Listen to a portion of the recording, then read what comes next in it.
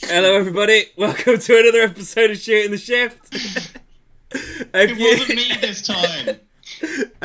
If you didn't guess, we've been having some trouble getting everything to queue up properly this episode. But we're going to run with this one. That's Milton. Hello. Oh God, is it? That's Bryn. Hi. Why? And this isn't Matt. This is Mark from Autoglym. Hi there. Matt's off sick this week, so we got someone better in that knows what we're talking about. Hey, leave him alone. No, in all seriousness, Matt, get well soon. We've brought Mark on to have a little chat about detailing and how to keep your car clean properly and not just use fairy washing up liquid in a bucket and a sponge and ruin your paintwork. Let you rest on the floor, right? Yeah, that's the one. Rest on the floor. Never wash anything. Microfiber's going with fabric conditioner. That's the other one, isn't it? There are many trigger things that we can do this episode. I'll keep a tally. Mark, introduce yourself. Well, my name's Mark Docherty, and I've worked for Autoglym for about 20 years. Done lots of things within Autoglym, from helping to fill bottles and test it in the lab and stuff. But right now, for the last 10 years or so, I've been working in marketing. So I've looked after the kind of consumer bits that you buy in Halfords and online and Amazon and so on. But right now, I'm working in the bulk volume liquid section, if you like, we call trade. So selling stuff to car washes, car dealerships, that sort of thing. So I look after the marketing for them. Happy days. So it's a proper responsible grown-up we've got with us this week, in fact, guys. Well, yeah, my email signature would suggest that way, but yeah, it's a good one. You can do your job and still have a good fun time. So it's but yeah, okay, yeah, we'll do that. Yeah, proper grown up today, or at least more grown up than Milton. Hey, I can be grown up, and as you can tell, I have my work clothes on. Yeah. Well, yeah. If people I don't know if people do know where you work, but yeah. So Milton and I work for the same business. So he's my IT savior if anything ever goes wrong, and I hook him up with free car care stuff. So it's a relationship that works well. Yeah, I get the dregs from the containers at the end.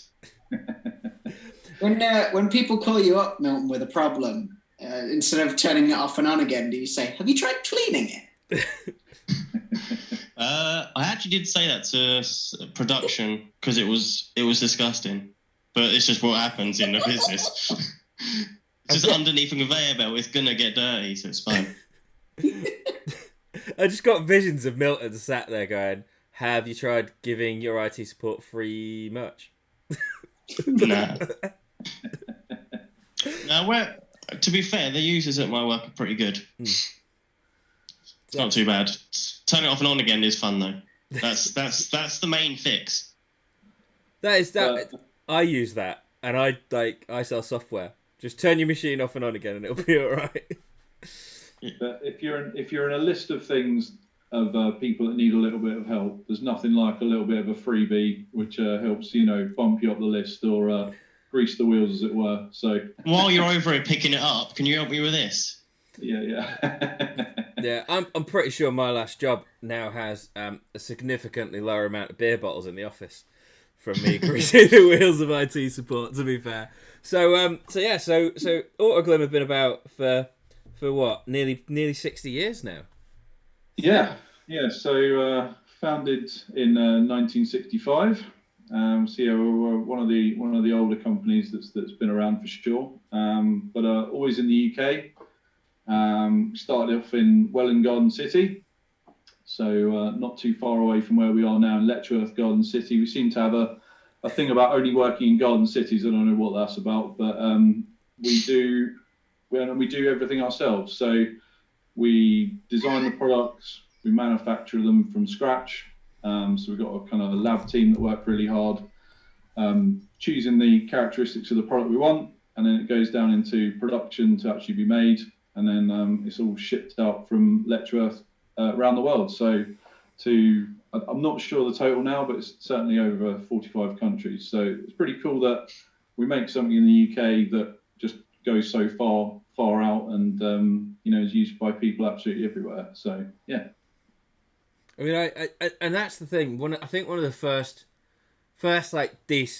decent quality detailing brands I was exposed to when I first started building cars a while ago, was Autoglym. Like I still remember my granddad getting me to wash his cars with, as a joke at the beginning, with fairy washing up liquid and a kitchen sponge.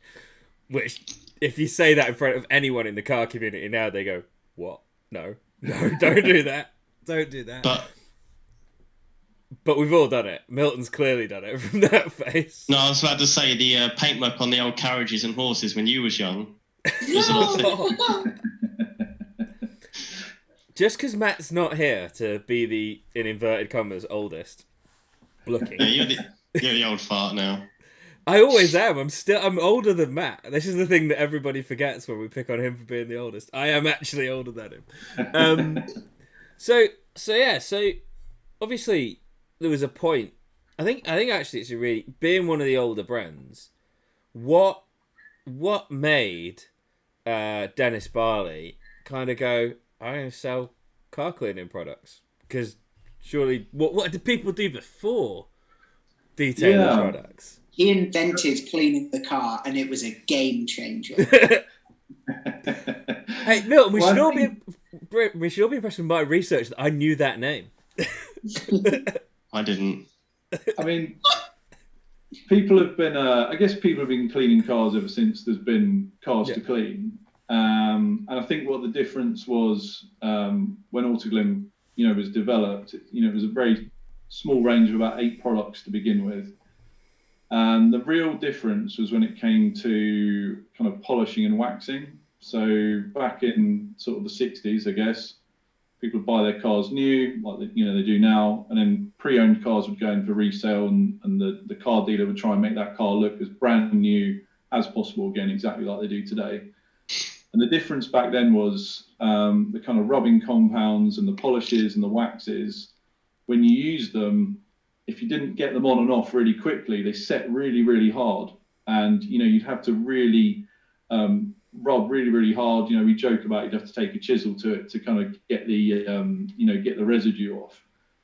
And where Autoglym came along with a product called Radiant Wax Polish, which is kind of like super resin polish now. So that's the polish that most people have got somewhere in their garage.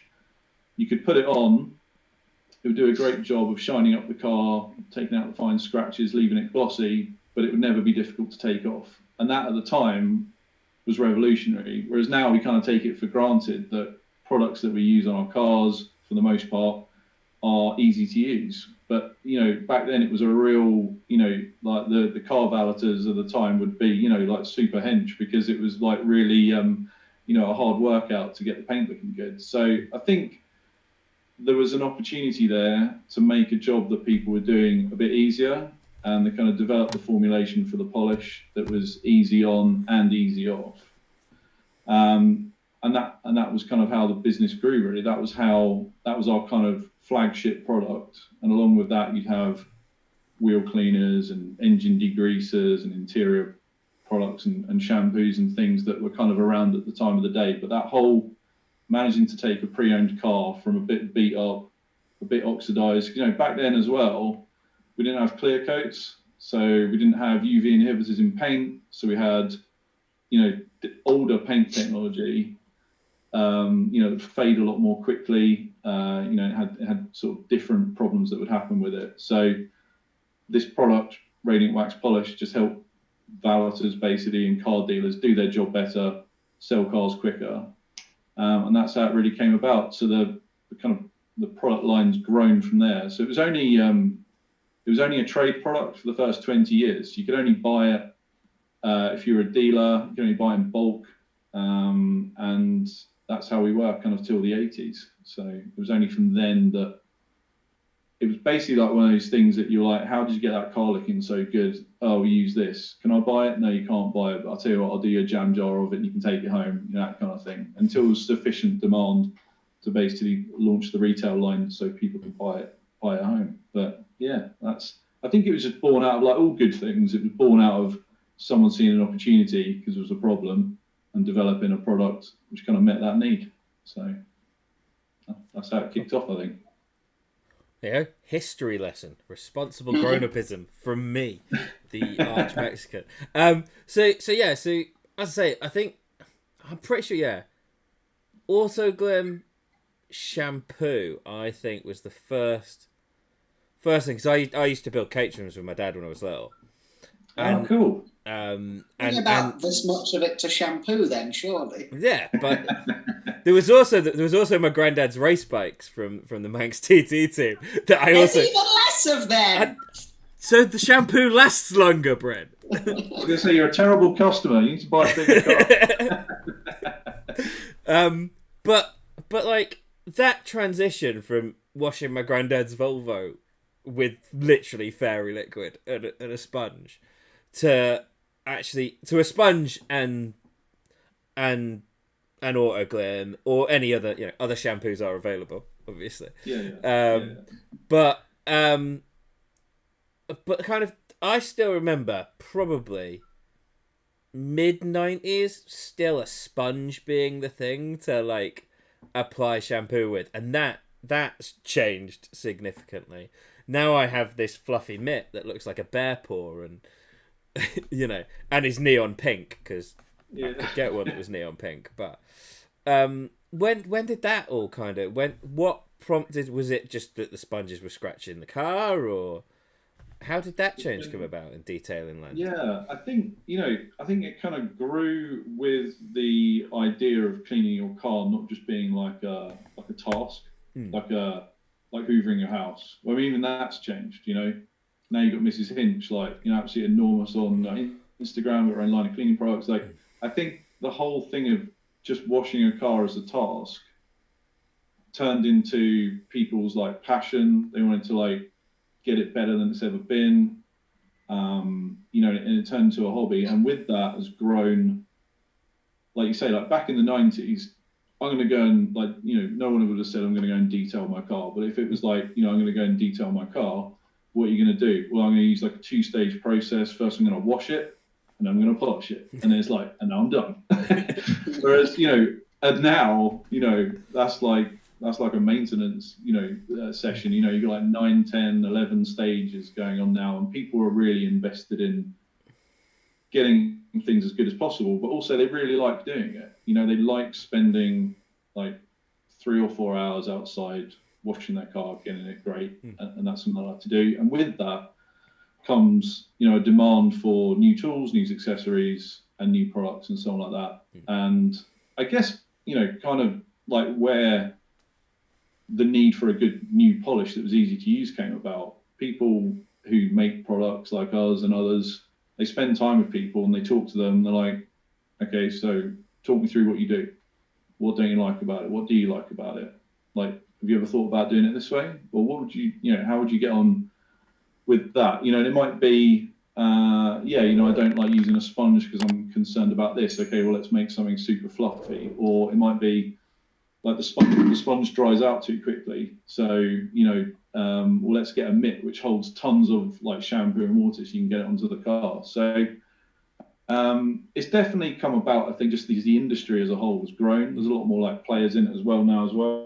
So there's tons more companies. Back when we started, and even in the 90s, it was fairly small. But it's like a big industry now, and with a lot of players, and people use other products or accessories to differentiate. I'm sure you could draw parallels from building race cars or spending time covered in oil, deep in an engine bay. It's a relaxing thing to do, and you kind of want to spend more time there. And I think it's the same thing. He does it.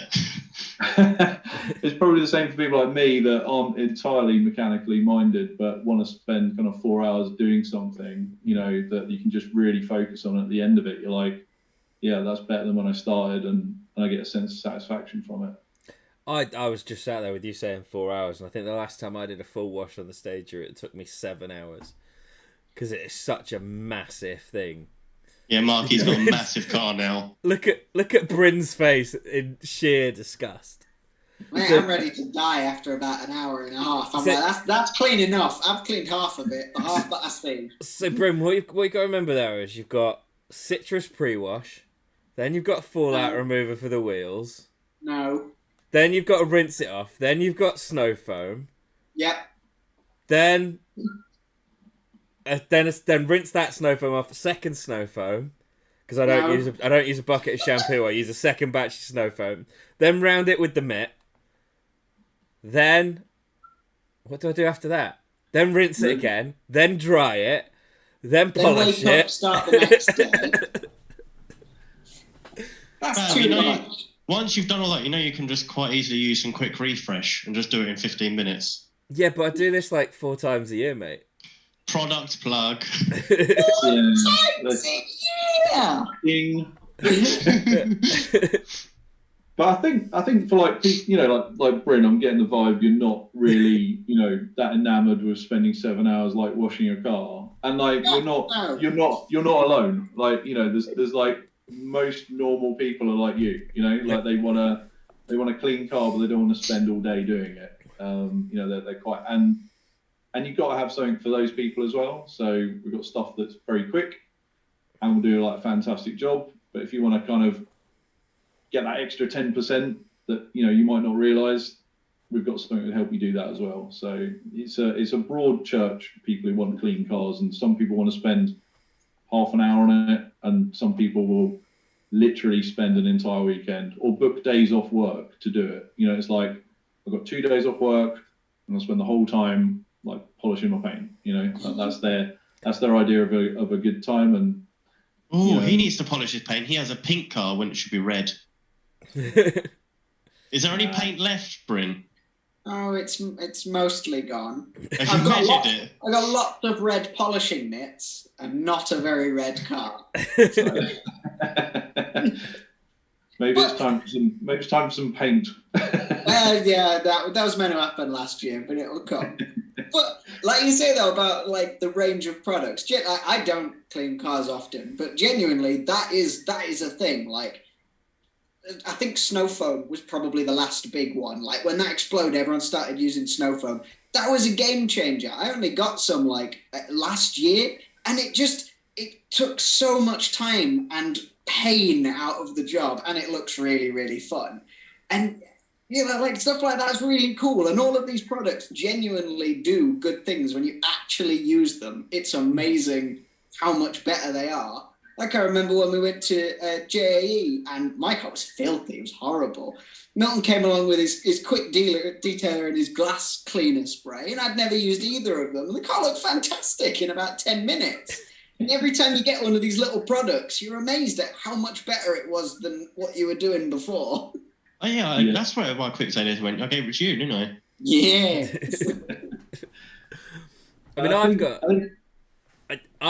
I've got pot. We went through a phase during the pandemic where we did mystery box openings, and every mystery box had a different brand of random detailing product in it. Didn't matter who it was. So I've just got this box of infinite stuff to try that I cannot make my way through. And that's how I ended up with like 7 hours of doing the stage year one day, because I was like, I'm just gonna try all these things. I'd never used a clay bar before. I very rarely, I'd never used any sort of ceramic waxes at all. Mm-hmm. And I'd never really bothered with sealant, because essentially the cars that I had went out on track, got covered in stuff, and you didn't really want to look after them.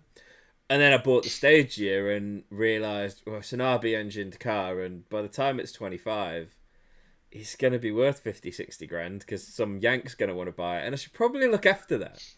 And then the unbelievable happened, and the MX-5 started appreciating. And when that comes back on the road, that's going to be another 7 hours worth of detailing. But it's that bit of each new product you discover always makes life easier, as Bryn says. The problem is, when you're doing a 7-hour clean, everything that makes life easier means you buy another thing to do at the end of it. Because you're like, I don't feel like I've done this properly. It's only taken 5 hours this time. Yeah, and you're definitely right about like having a lot of stuff. Like there's a real, this is a kind of hobby or a pastime where the tendency just to like buy all the stuff is like really easy to do, because like generally it's fairly affordable. It's like, it's just a tenner, it's just like 15 quid. It's like, I'll have another one. It's like, I want to try a new shampoo. I've got loads of that one left. I'll sort it or buy another one, you know. And like most people I think you talk to that are into detailing have got like a shed of shame, and it's just like there's enough in there to last them several lifetimes. They're never going to get through it, but you know, it's just always fun to try something different and try something new. I mean, my own shed is full. The stuff up there, I've got mystery boxes up there which are from, I don't know, like 8 years ago, and I've still got like little 100ml samples in there, which like every now and then I'll pull one out and like compare it to what I usually use and think like, oh, what's that like? What can we learn from that? So yeah, it is that. But I think the challenge as well is like, as Bryn was saying, there's like a lot of stuff you can do now.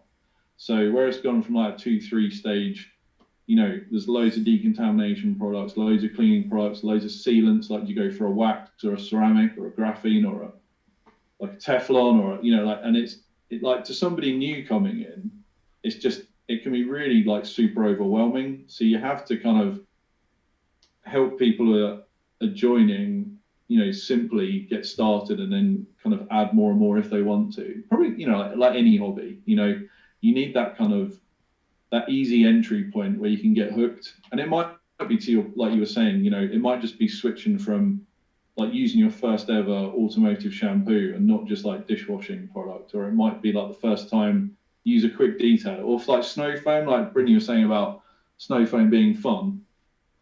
I think that's why, like, you know, at least half of people use snow foam just because it's fun. It's like, I'm going to hook it up, I'm going to like make my entire car covered in shaving foam, freak out the neighbors, take a picture of the ground, put it up there, and it's like, do you know what I mean? It's like snow foam gets you likes on Instagram, all right? If nothing else, just do that. Plus, if your car paintwork's not great, no one can see it under a layer of white foam anyway. They can see the shape, that's going to explode. That's cool. We'll just cover up all the bad paintwork.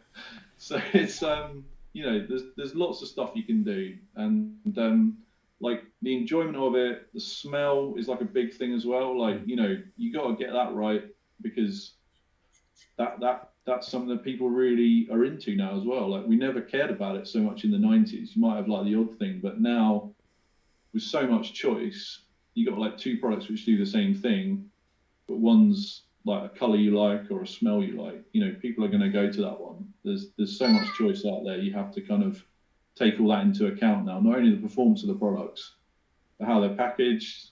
You know, how they dispense, like triggers. Like people choose your products. They prefer a trigger over another one, like on a spray. So, I mean, we're not unique. You know, there's tons. I'm sure you guys come across tons of stuff. Like, you might use one brand of tool for one reason. I don't know why. Maybe you don't even know why. But, you know, you kind of come back to something just because it clicks with you and you like it. I think usually because it's red. Right. Bryn's really easy to please. I think that's actually a really, really good point, Mark. You know, like we used to, and they're now defunct, unfortunately. They didn't survive COVID, but we used to have a sponsorship deal with a company called Bonner and Fitz, and I've still got their wheel cleaner, and I'm desperate not to finish it because it smells like Cola Cube sweets from when I was a kid. And it's really, really good, but it smells like Cola Cubes, and I'm never, ever going to get another bottle of it. Yeah. So I have moved to another brand, and it doesn't smell like... It smells like... when you're spraying it on, you're like, that's a chemical. I'm definitely putting a chemical on my wheels right now. This is when Mark got... You just see Mark with a piece of paper going, Cola Cube smelling. Yeah. Cola Cube wheel cleaner, and I'm in. I'm there every time. That's a really interesting thing, because... You mentioned how big the range is now. It's almost all the products are quite focused on things. You've got to be careful to teach people how to use the right product for the right thing, or it can damage the vehicle now. Yeah, and we're like really big on like ease of use, I guess. Like that whole thing about having a polish in 65 that was kind of easy to use, that has remained at the heart of like everything that Autoglym does. So everything's really forgiving, everything's really easy to use. Like the instructions on the back of the bottles are covered in, we'll tell you exactly how to use it, what not to do. But because we know, we're all like it, not many of us like to read instructions. We only seem to read instructions when things don't go the way we expected them to. Yeah, why is my paint bubbling? Oh, this is magma wheel cleaner.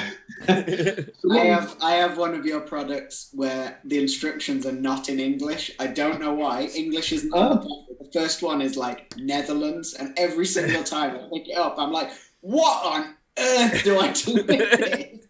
Well, what product have you got? I have no idea. I must have got it from some weird like Amazon store or something. Okay. Yeah. Something coming in from Wish or something. But yeah, I mean, we know that people don't always read instructions. So even, we kind of, when we make a product, we make it super forgiving because we know people aren't going to use it right. Or like, there's a high chance that they will just pick it up and use it. Like, oh, it's a spray bottle. It's for the interior. I will spray it everywhere. Like, you might not be supposed to get it on some surfaces. We know people are probably going to do that. So we kind of test it to death, make sure that if something does happen, we can explain on the phone how to reverse it as well. So it's that kind of ease of use is really at the core of everything that we do. And hopefully if any of you have used anything, you've kind of found that along the way, because I think it is one of those things that does make the difference between a brand you come back to and a brand that you maybe only try once, and it joins that shed of shame that you've got with all your millions of products. They've got to work. There is one brand that springs to mind that sits not far away from you in Halfords, and we see it at shows. Has it got a devil on it by any chance? No, it doesn't. No, not them. No. At shows they have a very rustic-looking trade stand with lots of wooden crates and things. And the one thing that I always find really easy when I'm in a rush and I want to go and grab something, it is actually, like, if I'm in a rush and I'm somewhere I don't know and I'm at another venue, it'll be an Autoglym product to grab, because it's run seal. It does what it says on the front of the packet. It's not got a weird name for whatever it is. It's not a pre-treatment that says like magical leprechaun juice on the front of it, or whatever it may be. It'll just say citrus pre-cleaner, and you're like, cool, that's what I need. Let's go. Yeah. Like behind Market's tar remover. Oh, yeah, good eye. Yeah, it is.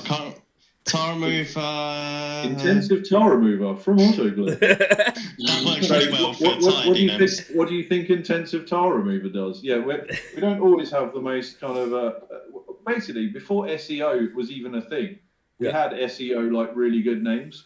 So most of our products have got really antiviral car fogger. Guess what this does? It stops COVID with an antiviral.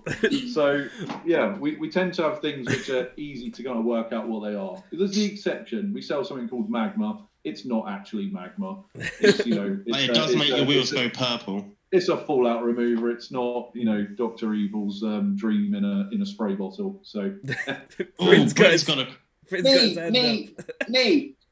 Why on earth is it called fallout remover when it doesn't remove nuclear waste from your car?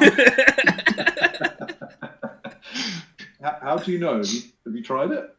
Well, I assume that's not what it's for, and you're just selling this really obscure product so that when the apocalypse happens, we're all ready. Yeah, we've got a lot of military future-proofed on all of their gear. No, fallout in our world would be like industrial fallout rather than nuclear fallout. And industrial fallout is stuff that rains down from the sky as a result of industrial processes. And generally, that is like iron, so iron contamination. So if you park your car in a railway station, you'll have a lot of fallout on your car because of the like metal on metal break-in from the trains coming in. And it kind of lands like in your paint. So it kind of sticks in the top and then a bit of it kind of pierces inside the paint. That's probably the easiest way to explain it. so you can't wash it off. So you need to use an iron fallout remover, and that kind of chemically will help remove that, or you can use a clay bar. But yeah, terms, I mean, there's a lot of weird terms like fallout. Like you say, if you come from one bit of the world, fallout would mean something very different to the other. But it's that's what fallout remover is. But that's one that's, that definitely wasn't around in the old days. We had clay bar in body shops, and they were the only guys that used that. Now you've got, Bam doing it on his drive in his 7-hour session, busting out a clay bar, and everyone loves reactive fallout removers that turn purple. Again, they get you likes on Instagram. It's all about snow foam and bleeding wheel cleaners. Why is it purple? Is that because that's just the colour iron goes? What could you make it blue or green or? That's just the kind of colour it goes. So the chemistry in there, and don't ask me what it is. I haven't done my shift in the lab, but they all go purple because that's the kind of colour it turns during the reaction. I think actually one of the more interesting uses of fallout remover, Bryn, as well, isn't even for fallout, because we all own Japanese cars. We know what happens to them, and if you want to get a rust stain out of paint, treat it with fallout remover first.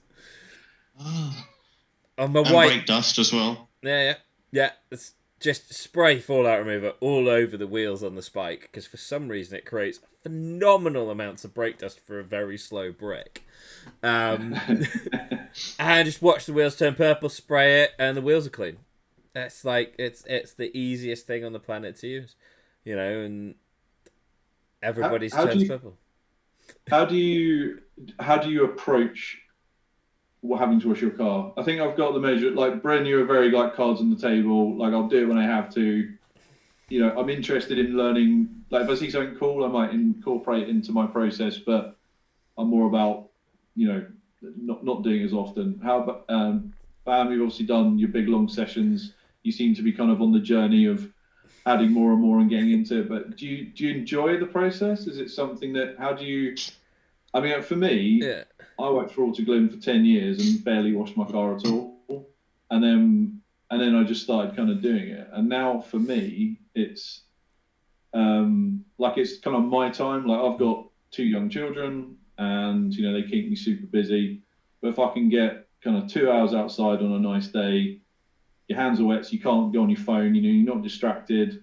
I might put some music on out the front and just do the car. And I don't want to use the term kind of mindfulness, if you like, but that's like my time where I'm just focusing completely on one thing. Yeah. And at the end, you take your step back, and the thing looks better than when you started. There's kind of a lot of satisfaction from that.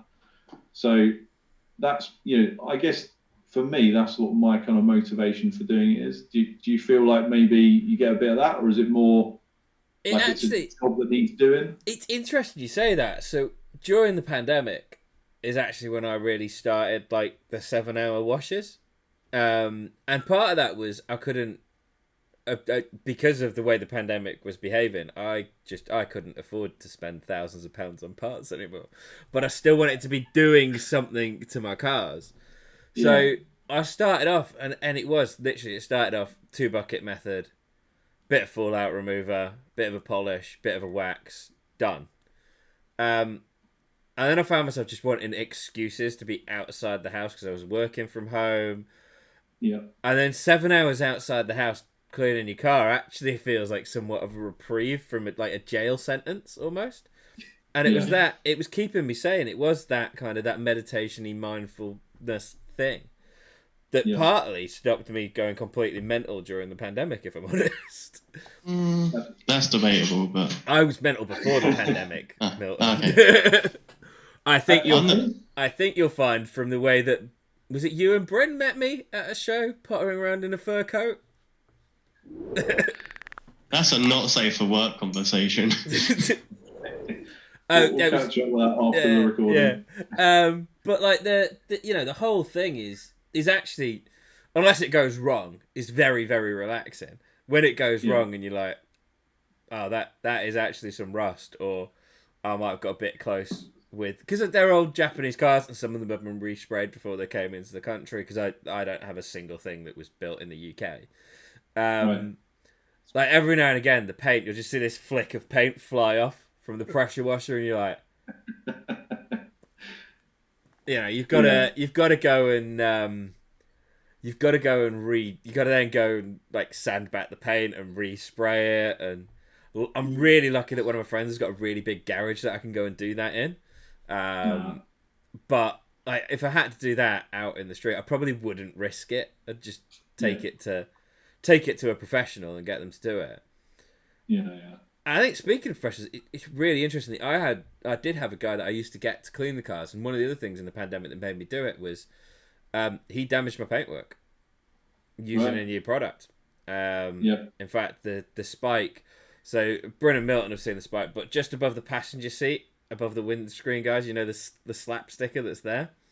That is covering a massive bit of paint that just got ripped off the front, and you can see the undercoat underneath it. And I was like, oh, I'm not going to get to this. And that sticker's been there for 3 years now.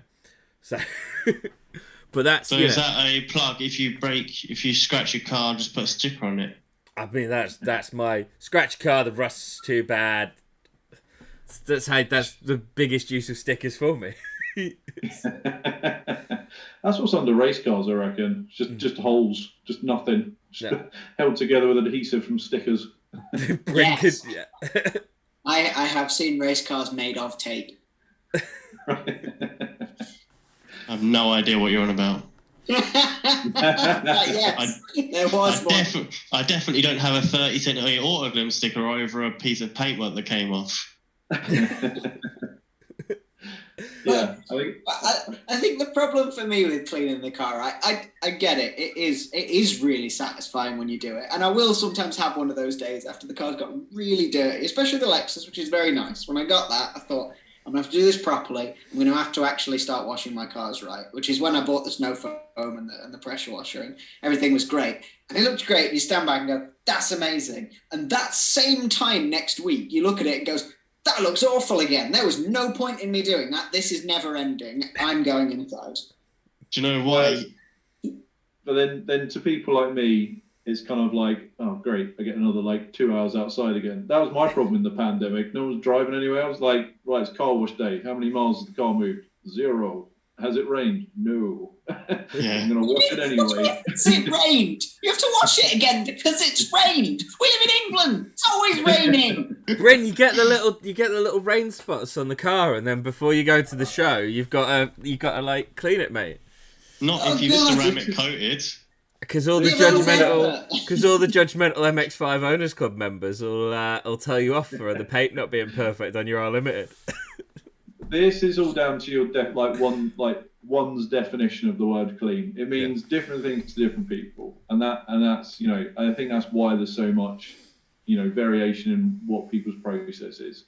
Like, some people are happy with just a wash and a dry, and then other people they're looking for that kind of zenith of perfection. So don't worry, whatever's right for you is right for you. Go on, Bryn. So because of that, then ask the expert. You are allowed to suggest only 4 steps. What are they? Oh, God. And please feel free to say product names for people like me who might want to take notes and actually just go buy it. All right. So if I had a outside and inside, or just because most people don't really bother about their outside. Forget the inside. Okay. No one can see the inside. Just tint the windows and don't worry about the inside. Okay, so. But that's one product gone. Window tint is one of the products now. Okay. All right. Well, for me, I would be looking for. Okay, so I want something that can wash the outside and take care of wheel cleaning, and that might include some kind of brake dust, as well as maybe some stub and stock on mud. So I'm going to pull from my bit of the business, which you can get, but it's not the sort of stuff that's on the shelf. Actually, let's do it that way. Let's do it we'll do consumer, so anyone can play along with this at home. Right, I'm going to go for Polar Wash for my total exterior clean. So that goes on with a pressure washer, kind of the way you were saying, Bam, you use snow foam as your shampoo. I've So got Polar Wash winning. So Polar Wash is a shampoo detergent, if you like, applied with a snow foam. It's got pretty good cling. It's mildly alkali, so you get a bit of chemical like cleaning power, but very super safe to use as well. So I think that with good mitts and wheel brushes, that's going to take care of the whole outside. Then I'm going to, like, I don't need to use an accessory, I'm guessing. Like, drying it's okay, yeah? That's not one item. Yeah, okay, so dry the car. Then I'm going to clean the glass. I'm going to use fast glass for that, and I'll do my mirrors and my glass inside and out. And then I'm going to use vinyl and rubber care, which will do any faded plastic trim, any like plastic bonnets, bring them back to black. I can use it on the tyres, so my tyres will look new again. And at a push, I could spray it over the entire, like all the paintwork and give it a bit of a gloss. So that's not really what it's for, but that's like my hack. So I'd go for that. So that's my, I think that was only, was that 3? I think I did it in 3. Only 3. I'll tell you what, sorry. It's 4 with the window tint. Yeah. Instead of putting the wrong product all over the paintwork, I'll go for rapid ceramic spray. Yeah. So rapid ceramic spray for the paintwork, fast glass for the glass, Polar Wash to wash absolutely everything, and there you go. So it doesn't have to take long. You could have that done in like an hour. That surprised me, actually. I would not have expected glass cleaner to be one of you. You can only have 4 on this desert island, and you took glass cleaner. Yeah. And the trim restorer. I thought you would have been all, this polish, use this wax. So Bryn, here's a thing that'll offend some show and shine guys. When I have been low on Quick Detailer, I have used glass cleaner in place of Quick Detailer before now. It's good. It leaves no residue. It's great for taking bird droppings off. It's solid. Good.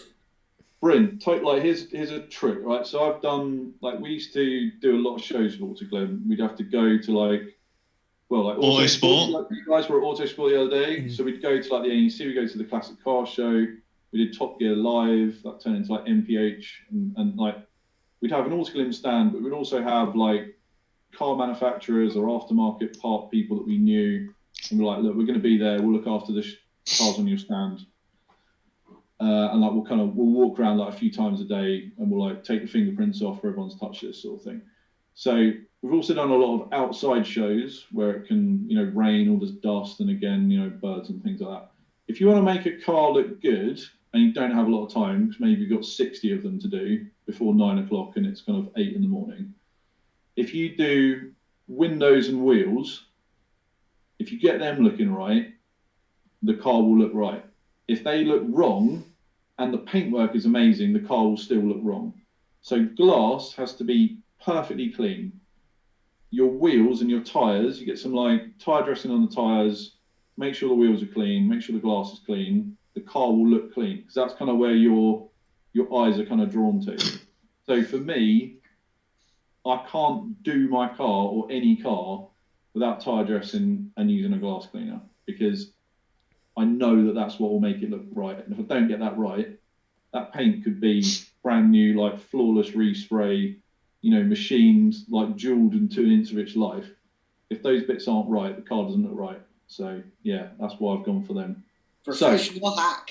Reverse of that, if you can't really be like bothered and you haven't got a lot of time, don't worry too much about the bodywork. Give it a wash. Don't worry about. Just make sure you get your tyres and your glass right. And as long as people are only looking from about 1 metre, 2 metres away, the car will look great.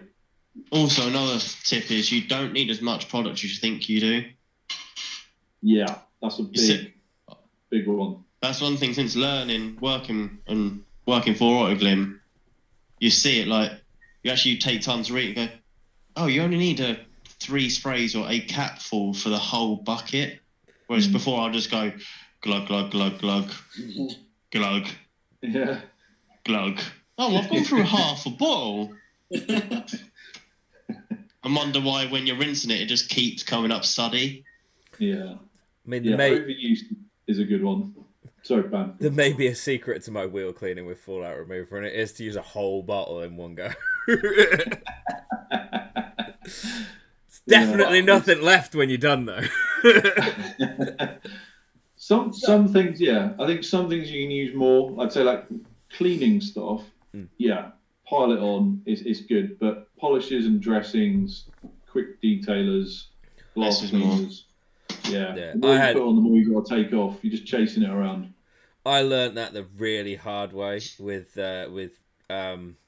Soft 99 Fuso wax on the MX5. When like I first got in, I was like, I'm going to make this look great. I'm going to buy a special Japanese wax for the special Japanese paint. It's going to look great. And then I put it on. But because I hadn't used the wax before, I applied it to the whole car. Right. And we all know the fatal error that happened next and why it took me 4 hours to buff the car. I mean, I like the idea of you kind of going to the homeland of your car for the car care, but like we would expect that to kind of happen. So if you were to use, this was actually by mistake. I didn't mean to have that here. HD wax, UHD wax. You can put it on and you can leave it for a whole day, and it'll never get hard to take off. Okay, so we kind of build that in. Because we know what people are like. Like, you put stuff on your car and then the phone goes, or like you need a wee, falls over. Yeah, you need the toilet, or like some phone, like family emergency pulls you away. Like we kind of make it so it's not hard to take off. So yeah, you could leave that on, go and have some lunch, come off, and then it will still come off as easily. So that's what we engineer in. So we don't want people to think, oh, I'm all fired up, like I've got my first car that I really care about. I want to look after it. I'm going to go and spend some actual money on some car care products, get home all excited, and just have a bad experience. Be like, well, never doing that again, and chucking it all in the bottom of a cupboard and not doing it again.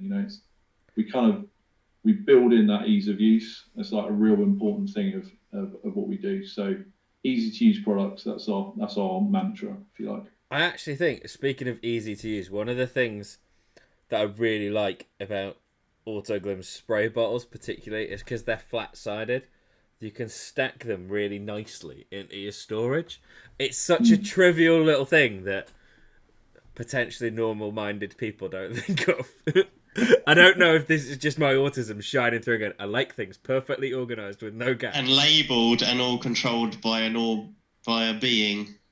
Look, you guys should label so them Milton, on the side. To put some context on this, Milton came to my house before Autosport and looked in my cupboards and realised that all the food is in little black plastic tubs with a label on it, so that everything is perfectly structured and organised. It is definitely the house of an autistic man. I will not deny that at all. The fact I couldn't turn the light on to the room I was in, and I said, "Bam! I fixed that. I fixed that. There's a switch. I bought a remote switch because I covered the switch that lives in the wall. I have a question. Mark, I have a question. You said you did the consumer level of 4 stages, but what if is there another method, say for a franchisee or something, or someone like a professional? I think. No. Do you know? I honestly think all I do is just change. Instead of polar wash, I'd probably use, I don't know, clean all or something. So something with a bit more chemical power.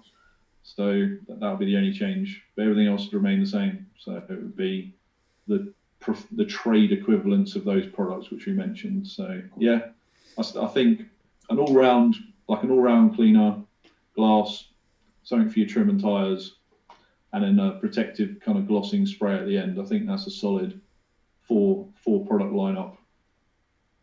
Okay, well, I want to go the complete opposite of that then, and this is not for me. This is for you detailing nerds out there, because I know you guys exist. There's so many of you now.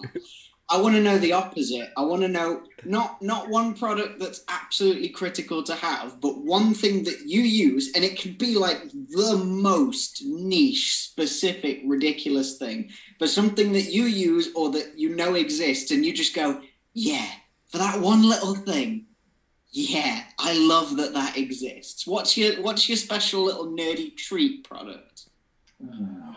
Dust cap polish. What was that? Sorry. Dust cap polish. Dust cap polish. Yeah. We had a Secret Santa thing at work, and from at the time marketing manager, I did her a mug of like all the most ridiculous ideas I could think of for extremely niche products like seatbelt cleaner, things like ridiculous things like that. For me, where I'm at, as I said, I'm kind of dad, 2 kids. I don't have the luxury of going like super outlandish. So my process, if you like, is probably quite like modest in comparison to some other people. But I think, do you know what? I reckon you can get really carried away with like polishing compounds. So that would be one, I think, where you can introduce lots and lots and lots of stages in order to refine the paint as much as possible. So it's not so much like a tiny product that you would use for one thing, like a dust cap cleaner or something like that. But you can really get, into refining paint as like an art form and really, really go to town on that. So tons of stages of compound, lots and lots of different pads, and lots of things like that. I think it's probably not a product that would be the niche thing. I reckon it'd be an accessory. So accessories is like another real thing where you can kind of get a little bit carried away late night shopping of just adding stuff. Brushes, brushes are a bit of a thing I think people hoard when they're in detailing. Like they've got brushes that everyone would have, I reckon.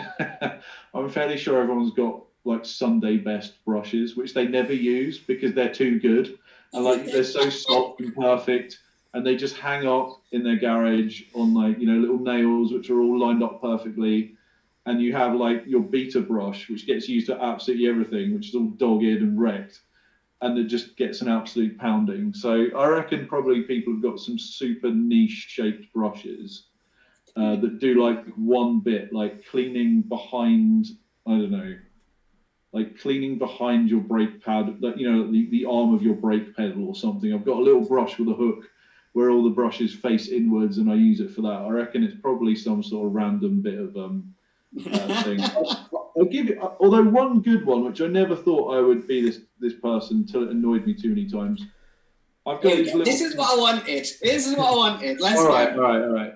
Well, what are they called? I think they're called hose guards, is it? Basically, these little bits of plastic with like almost like a cotton reel, like the inside of a cotton reel runners, and they wedge underneath your car tires, because if you've ever walked around with a pressure washer or a cable or a hose, if the hose gets pinched between the floor and the tire, it just stops because it grips. So I've got these little things which slot underneath the wheels, which mean I can walk around and my cable never gets caught. And I can see you laughing on the camera if anyone's listening to this only, Brent's in hysterics. But I've been annoyed by that sufficiently in order to seek out and make a purchase. And it's changed my life, man. Don't knock it till you try it. That's perfect, because that is exactly what that is. That has made your life infinitely better. But your neighbours watch you put these little things under your tyres and they go, oh, here he goes. Here he goes. You know what? You're right. First time we moved here during the pandemic, so like, yeah, same thing. We were like, washing the car all the time. Met my neighbour. Week later, what are they? And I explained it to him with a completely straight face. And I think he gave me a wide berth for a while after that, so he realised I was actually okay. I was gonna say I felt personally attacked when you were talking about special brushes for special jobs there. You are a special job. I've got a brush, Bryn, that's sole purpose is the dusting of vents. And it's just got really long bristles on it, and you can just kind of go, and it's done. It's done in seconds. You've none of this little trying to fit a microfiber in between the vents. It just kind of shapes itself, whatever vent, whatever car. But like, if I'm doing a full big detail and doing the inside, that's the thing that I'd genuinely miss, because it would add another half hour to cleaning the car if I didn't have it.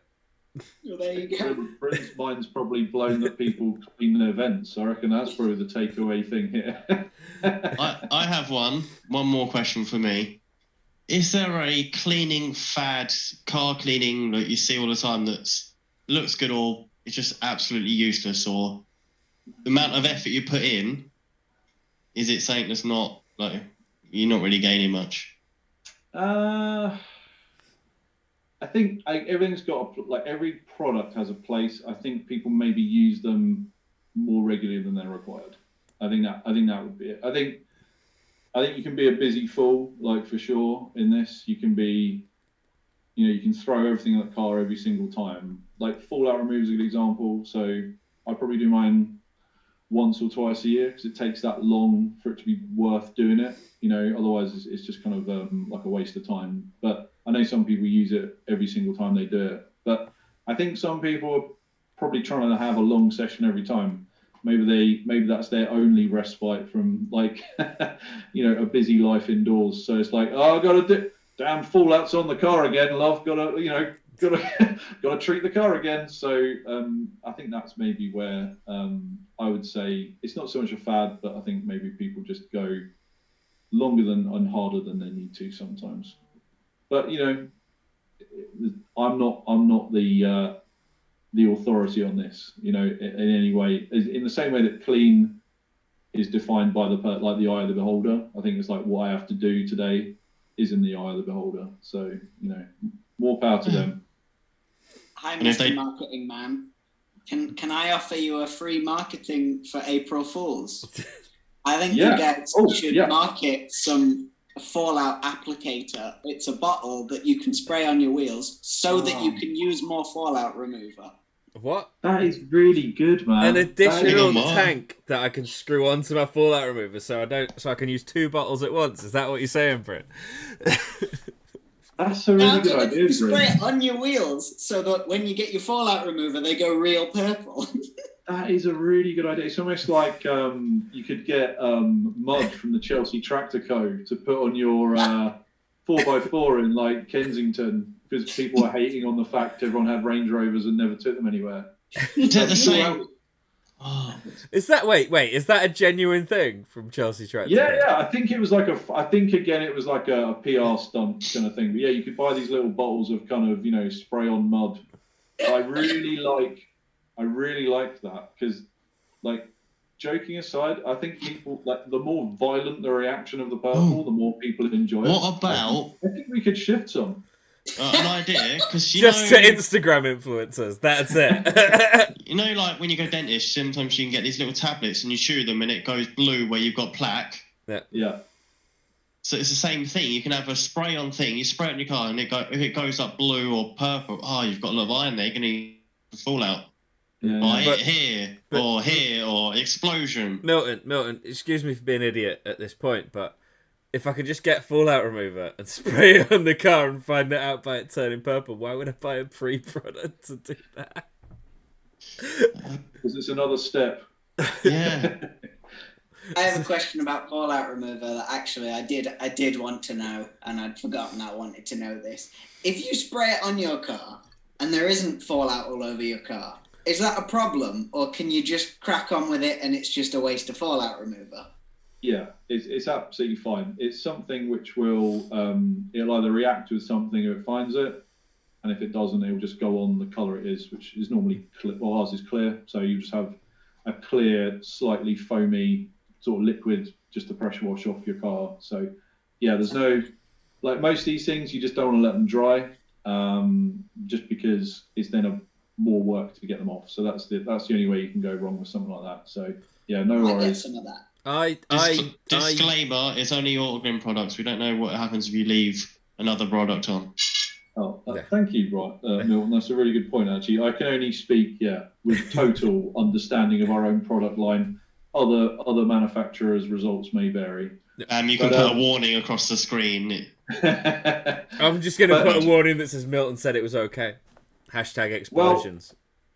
Yeah. What I'll do is I'll send you guys some stuff out. So we've got Magma, which is our fallout remover, and I can send all of you guys some of that to try. So Bryn, you can have a go with it and and see how you get on with it. And no one leaves empty-handed. So yeah, we'll get a little kind of care pack out for you guys to try out Ooh. and see if we can convert Bryn into becoming a detailing fanatic after his hour of brainwashing by me. I actually think to interrupt Bryn's little point there about fallout remover. One of the things I use it for, Bryn, particularly on the spike, because it's starting to do that thing that a Japanese car does, is spray it across the paintwork, and then if there's any little bits where a stone chip's got through, you'll just get a little purple dribble, and you know where you need to touch up, because on white paint you won't necessarily see that through. It's like, that's a little hack that I do. And then what I'll do is I'll kind of make a mental note. We don't go as far as taking a photo yet. I have done for a big one that I found once.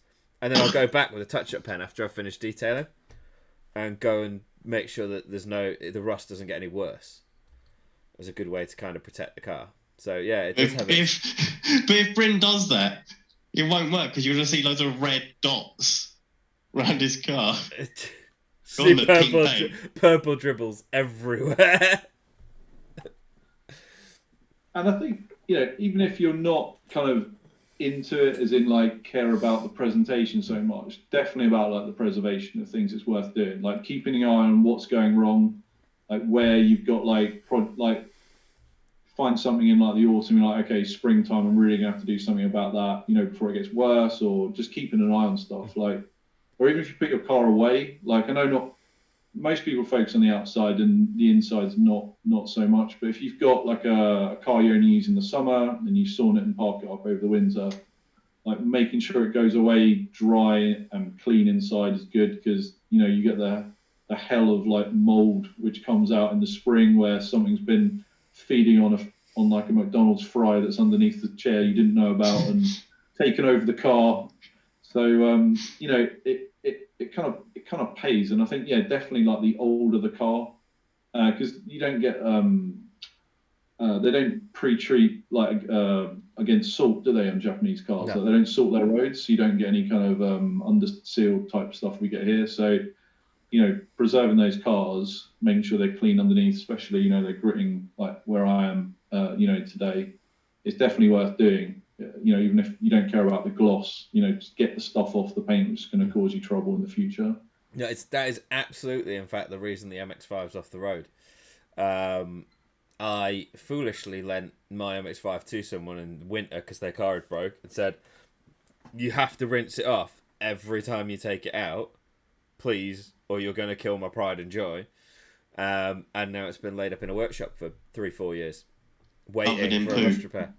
Yes, Milton, covered in cow poo. Yes. If you had ceramic coating on it, to put this in context. Do a cow poo remover. We've got bird dropping wipes, but they're only about this big. So we might Is need that to. actually a thing? Yeah. There's a lot of birds where I live. A lot of birds. Yeah, special thing. Like if you got come back to your car and there's like a bird dropping on it. That can stain your paint. So you got to get it off.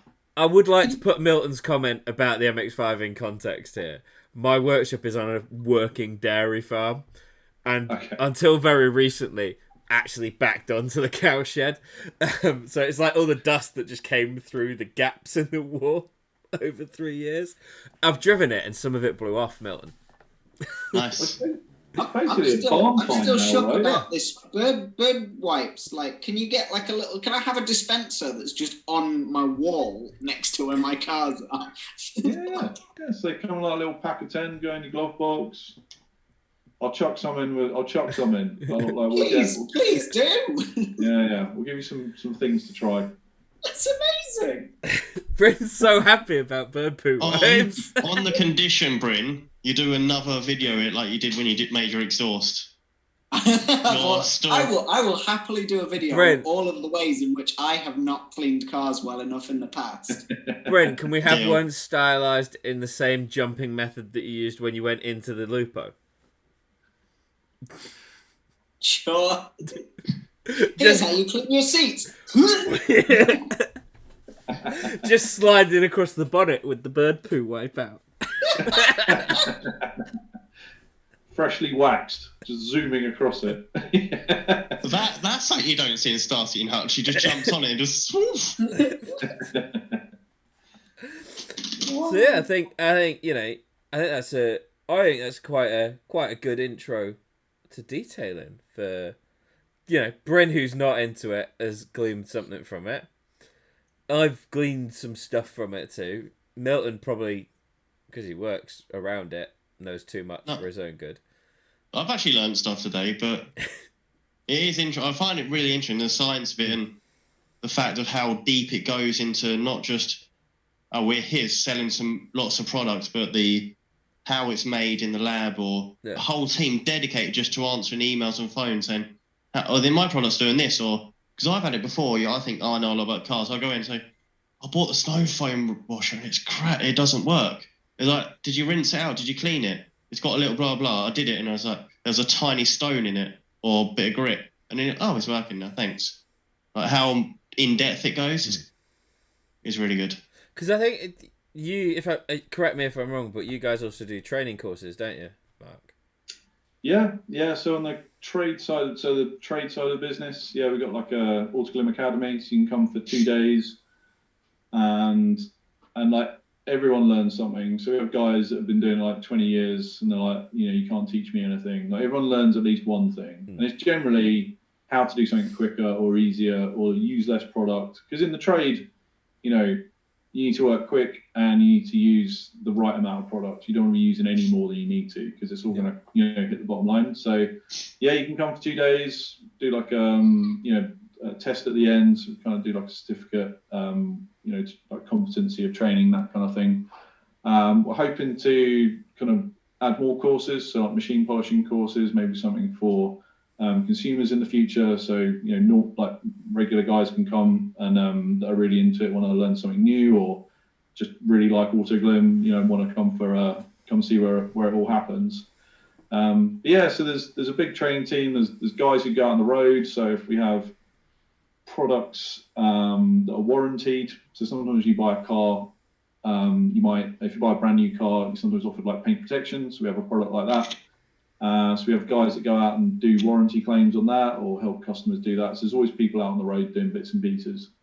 And as Milton said, there's big customer care team. So there's a team that run all the socials. So any question you've got about a product, you want to know, you can pick up the phone, you can get in touch with anyone anyway. And there's kind of literally like 5, 6, 7 people there. Their whole job is just answering questions, helping people all day. So if there's something like you do want to clean under your dust cap and you don't know what the right product to use for dust cap cleaning is, they'll tell you what it is.